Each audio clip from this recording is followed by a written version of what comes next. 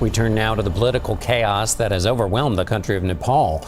The government is deploying troops to gain control after days of protests led to nearly 24 deaths and the resignation of the country's embattled prime minister.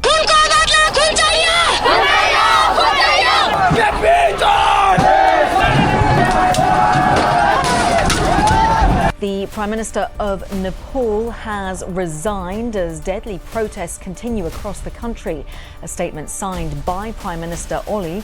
You can just see behind me these government buildings which have been set on fire. This is not for social media, this is for corruption. It's for social media, no. This is for corruption. Smoke rises over Kathmandu. Flames pour from the parliament. The Supreme Court is on fire. The homes of politicians reduced to ash. This isn't war. It's not a foreign invasion.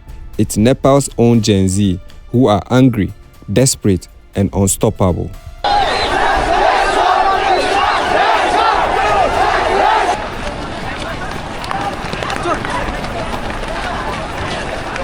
What sparked it all?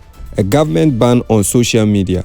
But behind the ban lies decades of corruption, broken promises, and a generation with nothing left to lose. Nepal, the land of Himalayas, birthplace of Buddha, a country of breathtaking beauty, resilience, and centuries of history. For 239 years, kings ruled this nation, until one night in 2001, when the crown prince massacred his own family, including the king, inside the palace. The monarchy has collapsed. By 2008, Nepal was declared a republic. Democracy was supposed to bring freedom, equality, and hope. But what arrived instead was corruption. Political leaders grew rich, nepotism thrived, ordinary citizens waited for change that never came. By 2024, Prime Minister Sharma Oli returned for his fifth term in office. To many, he symbolized stability, but to the youth, he represented an old guard that has stolen their future. Then came the ban. In September 2025, Nepal's government blocked WhatsApp, Instagram, Facebook, YouTube, and 26 platforms in total. For the youth, these aren't apps, they were lifelines. They were a way to stay connected with families working abroad, a way to find jobs, a way to speak freely when politicians refused to listen. At the same time, another fire was spreading online: Nepo babies. Posts exploring luxurious lifestyles of politicians' children, parties, cars, mansions, while ordinary youth struggle with unemployment and rising prices. The message was clear: we suffer while they prosper. So when the government banned social media, it wasn't just censorship, it was a theft of their last chance to breathe. The single act became the spark, and decades of anger became fire. Residences of several high-profile politicians have also been attacked and vandalized in the past few hours. The government last night withdrew a ban on social media that had led in part to the public protests. Kathmandu erupted. Thousands filled the streets. Students, workers, young activists. Stop corruption, not social media, they shouted. This is insane, right? Police! Police! This is a police vehicle! Police vehicle!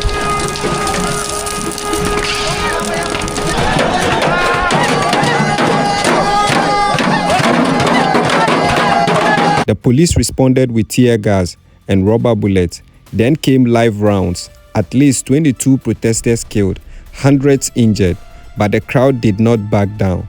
The parliament went up in flames. The Supreme Court burned. Police station torched. Helicopters airlifted ministers from government complex.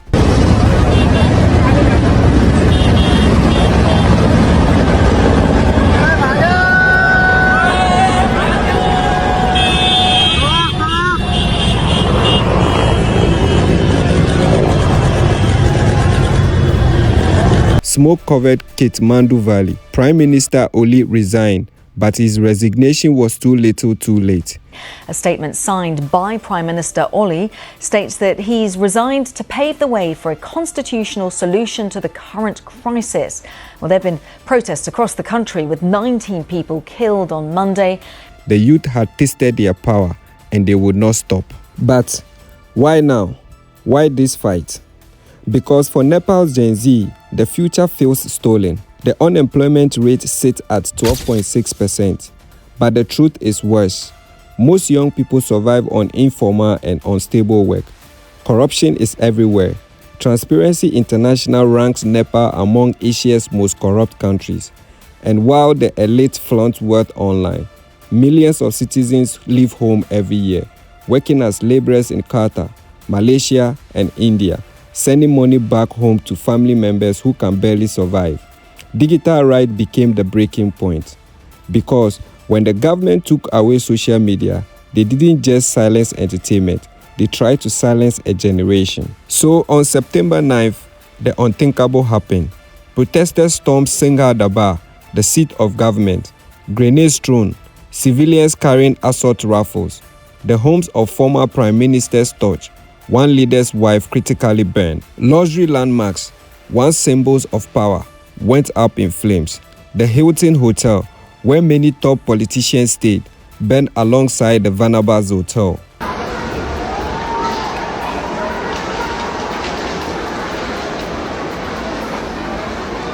Tribhuvan International Airport, Nepal's main gateway to the world, and Pokhara International Airport were damaged. Flights were diverted, the country's airspace thrown into chaos. The Supreme Court, the Communist Party headquarters, even Parliament itself, reduced to smoke and ash. The army stepped in. Kathmandu looked less like a capital city and more like a war zone now. Nepal now stands on a knife's edge. The Prime Minister is gone. Ministers have fled. The army claims control. But who is truly in charge? Protesters demand Parliament dissolve. And the new Prime Minister, who will he be? Who will she be? We don't know now. You don't know now. Yeah. Who do you want? We want... Corrupt leaders held accountable. A new Nepal built by the youth, not by elites. But history whispers another warning. Nepal has lived through monarchy, massacres, civil war, and coups. The system always finds a way back. So the question remains, will Gen Z's fire bring lasting change, or will it fade into a long cycle of broken promises again? In the end, this isn't just Nepal's story. It is the story of every young generation silenced by corruption, every voice censored by power. Nepal's youth are saying, enough. Enough lies, enough privilege, enough stolen futures. Their fight is not just against one prime minister or one government. It's against a system that has failed them for decades. And for once, the world is watching.